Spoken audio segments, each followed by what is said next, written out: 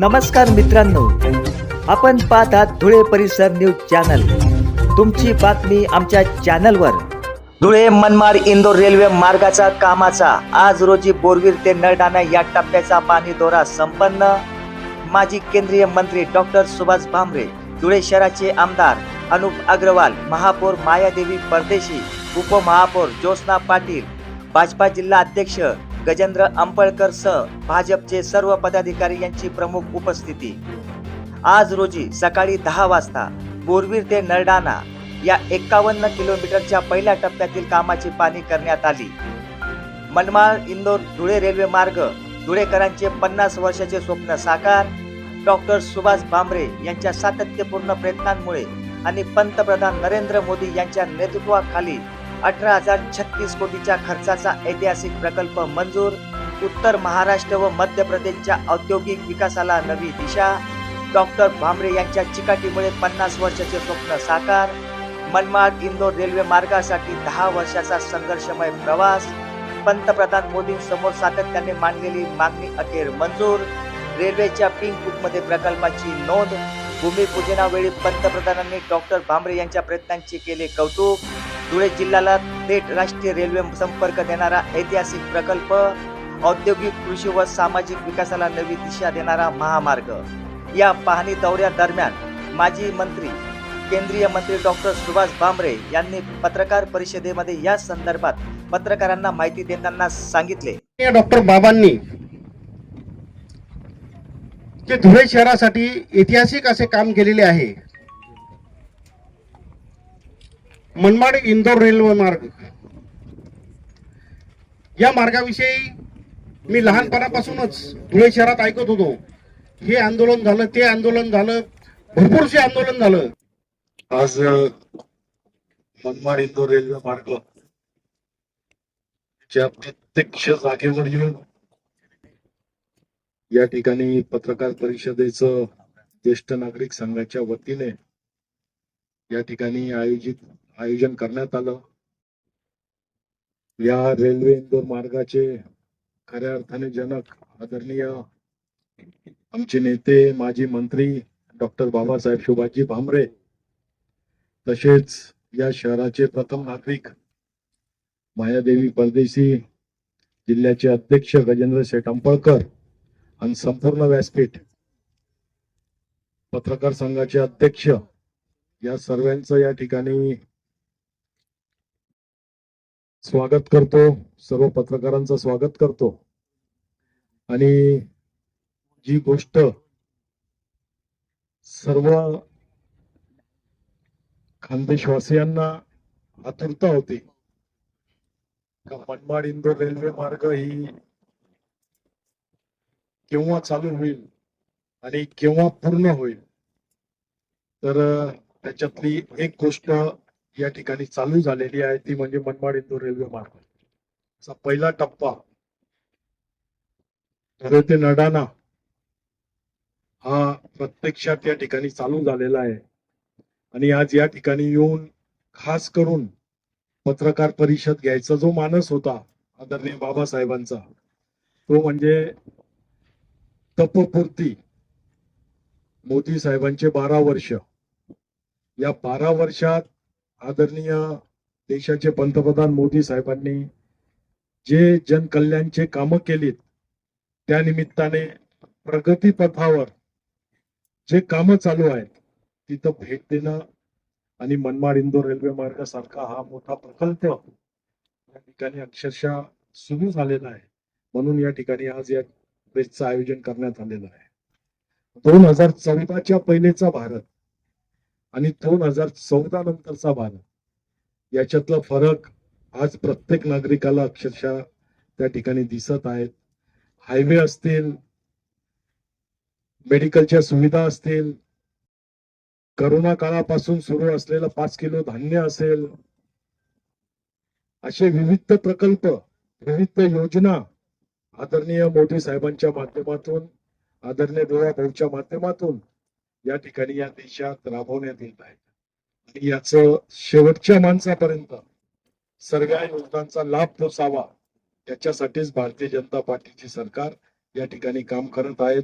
आणि भारतीय जनता पार्टीच्या वतीने या शहराचा लोकप्रतिनिधी म्हणून धुळे शहरातील सर्व नागरिकांच्या वतीने मी आदरणीय मोदी साहेबांचा खूप आभारी आहे आणि खऱ्या अर्थाने बाबासाहेबांचाही खूप आभारी आहे, ज्यांनी सतत या 10 वर्ष या प्रकल्पासाठी पाठपुरावा केला आणि मागे लागून पहिला फेज या ठिकाणी सुरुवात झाली.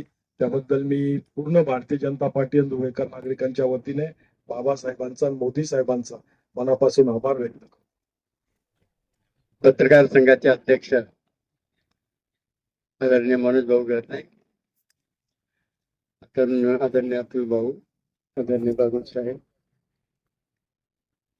त्याचप्रमाणे धुळे शहराचे लोकप्रिय आमदार आदरणीय अनुपभाई अग्रवाल, महानगरचे अध्यक्ष आदरणीय गजेंद्र शेठ अंपळकर, महापौर मान्य मायाताई परदेशी, उपमहापौर Jyotsnatai Patil, standing committee chairman Latatai Poddar, माजी महापौर प्रदीप नाना खतबाई, माझे चौधरीताई, डॉक्टर सुशील महाजन आणि वेळ बराच झालेला आहे म्हणून सन्मान्य व्यासपीठ, ज्येष्ठ नागरिक आघाडीचे अध्यक्ष काकडे साहेब, सगळे भारतीय जनता पक्षाचे प्रमुख पदाधिकारी, समोर बसलेले सगळे पत्रकार बंधू, सगळ्यात आधी पत्रकार बंधूंचं मी मनापासून स्वागत करतो. अगदी 8:45 वाजेपासून आपण इथे येऊन बसलेला आहात, त्याबद्दल आपला आभारी आहे. मगाशी आमदार साहेबांनी आणि अध्यक्षांनी सांगितल्याप्रमाणे आमच्या सगळ्यांच्या भारतीय जनता पक्षाच्या सगळ्या कार्यकर्त्यांसाठी अभिमानाची गोष्ट म्हणजे आपले लाडके पंतप्रधान मोदी साहेबांच्या कार्यकालाला 12 वर्ष पूर्ण झाले, एक टप पूर्ण झाले. आणि या 12 वर्षात भारताला प्रगती पथावर नेण्यासाठी, जगात एक आर्थिक महासत्ता आणण्यासाठी संपूर्ण देशात मोठ्या प्रमाणात विकासाचे समाजातील प्रत्येक घटकाला न्याय द्यायचं काम झालेले. आणि आमच्या धुळे जिल्ह्यात 4-5 प्रकल्प असा आहे त्याचा चेहरा धुळे जिल्ह्याचा बदलण्यात आलेला आहे. त्याच्यात आपण ज्या साईटवर बसलेलो मनमाड इंदूर रेल्वे असेल, 7 राष्ट्रीय महामार्ग या धुळे जिल्ह्यातनं जातात. त्याचप्रमाणे या जिल्ह्याच्या सिंचनाचा प्रश्न सोडवण्यासाठी सुलवाडे जामफळ पूर्ण व्हायला आलेले, अक्कलपाड्याची क्षमता वाढवलेली आहे. अशा पद्धतीने या 12 वर्षात धुळे जिल्ह्याचा चेहरा मोहरा बदलण्याचं काम मोदी साहेबांच्या माध्यमातून आणि तुमच्या सगळ्यांच्या सहकार्याने खासदार म्हणून मी करू शकलो याचा निश्चितच आनंद आहे. आपण आता ज्या साईटवर बसलेलो आहोत ते मनमाड इंदूरचाच भाग म्हणजे पहिल्या टप्प्यातला धुळे नरडाणा म्हणजे बोरवीर नरडाणा. आपण सगळ्यांनी बघितलं मोठ्या प्रमाणात काम चालू आहे. रेल्वेचे रूळ टाकले गेलेले आहेत, 10 किलोमीटर पर्यंत रेल्वेचे रूळ टाकले गेले आहेत. आणि इथे आपल्याला 2 लाईनी दिसत आहेत, एक पॅसेंजर साठी आणि एक माल वाहतुकीसाठी. 50 वर्षापासून आम्ही स्वप्न बघितलं होतं की मनमाड इंदूर व्हायलाच पाहिजे, कारण आपला धुळे जिल्हा अविकसित आणि आदिवासी आणि कुठल्याही प्रकारचं इथं विकासाचं काम दिसत नव्हतं. त्यामुळे जनतेचं स्वप्न होतं जोपर्यंत मुख्य रेल्वे लाईन आपण जोडलं जात नाही तोपर्यंत आपल्या भागाचा विकास होणार नाही. म्हणून 2014ला जेव्हा खासदार म्हणून तुम्ही मला निवडून दिले तेव्हा एकच मनाची कुंडात घातले, आपण सगळ्यांनी माझ्यावर जबाबदारी टाकली की मनमाड इंदूर रेल्वे करायचा. आणि जेव्हा मी सुरुवात केली बघितलं तर तिथं काहीही झालेलं नव्हतं. आणि योगायोगाने 2016 मध्ये सुरेश प्रभू रेल्वे मंत्री झाले. त्यांचं नातं आपले धुळे शहरात आहे आणि त्याच्यामुळे त्यांना धुळे शहराची जाणीव होती. आणि त्यांच्या माध्यमातून सगळ्यात आधी 2016ला पिंक बुक मध्ये नोंद होईल अशा पद्धतीने रेल्वे मार्गाला मंजुरी दिली. आणि त्या रेल्वे मार्गाला मंजुरी दिल्यानंतर त्याला साधारणतः 10,000 कोटी रुपये खर्च येईल आणि रेल्वेच्या नियमाप्रमाणे 50% राज्य सरकारने उचलायचं, 50% रेल्वे देईल. त्यावेळेस महाराष्ट्राच्या राज्य सरकारने 50% द्यायची कबुली दिली, परंतु मध्य प्रदेश राज्य सरकारने असमर्थता व्यक्त केली की आम्ही नाही करू शकत. अशा वेळेस उदास होऊन मी गडकरी साहेबांना भेटलो होतो. गडकरी साहेबांनी मला सुचवलं की आपण JNPTच्या माध्यमातून करू. आणि त्यावेळेस रेल्वे मंत्री पियुष गोयल साहेब होते आणि एक MOU तयार करण्यात आला की 55% JNPTने खर्च उचलायचा, 15% महाराष्ट्र सरकार, 15% मध्य प्रदेश सरकार, 15% इक्विटी.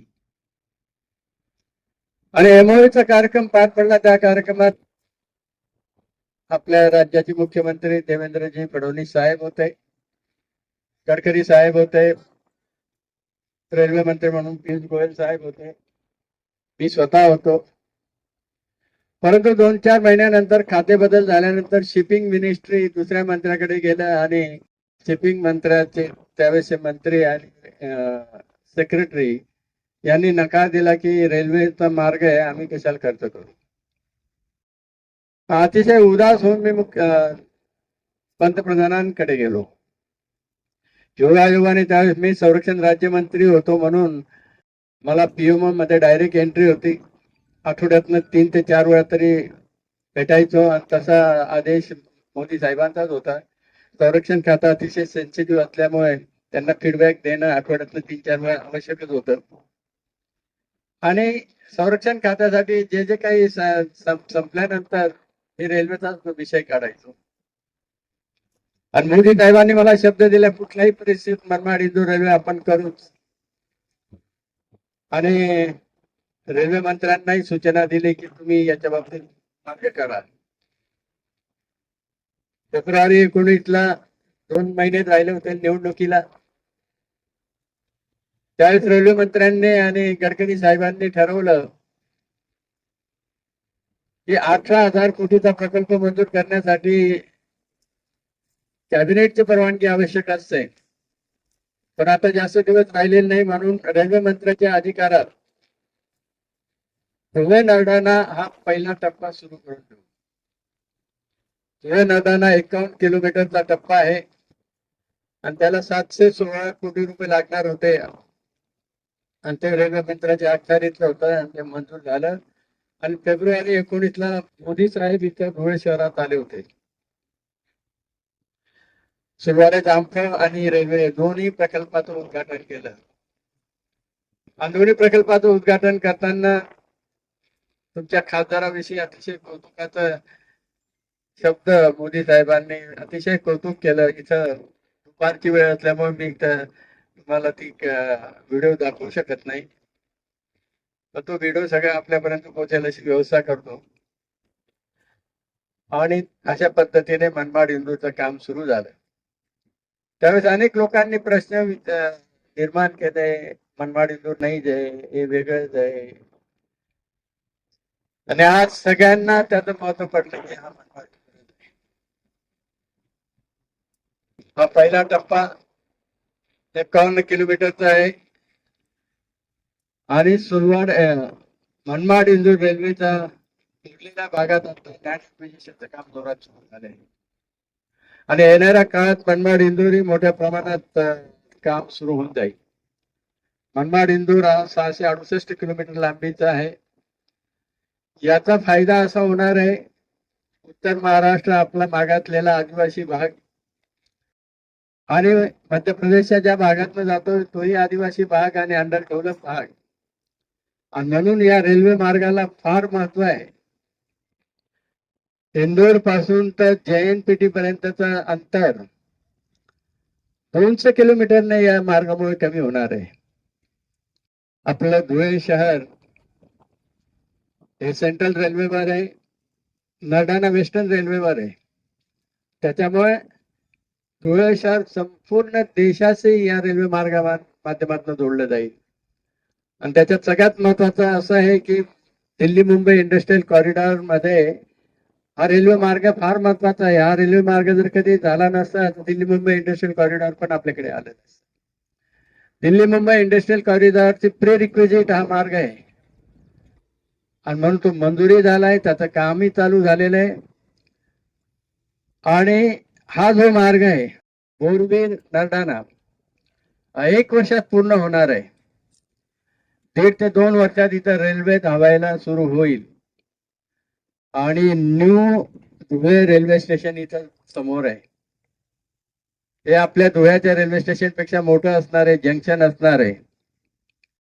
आणि अशा रीतीने या धुळ्याच्या सर्वांगीण विकासासाठी एक महत्वाचा भाग तो ठरणार आहे. या रेल्वे विषयी एकूण 368 किलोमीटरचा हा जो रेल्वे मार्ग आहे त्याला 18,036 कोटी रुपयाची मान्यता मिळालेली आहे. आणि त्याच्यात बोरबिरी नरडाणा 51 किलोमीटरचं आपल्याला सांगितलंच.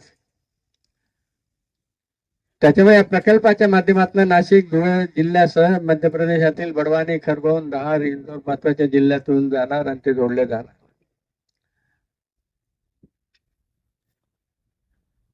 मध्य प्रदेशात एकूण 170 किलोमीटर आणि 905 हेक्टर जमीन अधिग्रहण करण्यात येईल. मध्य प्रदेशमध्ये 18 रेल्वे स्टेशन असतील आणि एकूण 7 टनेल असतील. हे सर्व टनेल विंध्य पर्वतात असतील.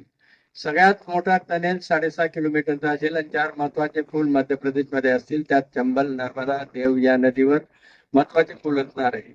नर्मदावरचा पूल सगळ्यात मोठा असेल. एकूण 133 पूल असणार आहे. 50 मोठे, लहान 63, आरोग्य 35 असतील, आर्यन 65 असतील.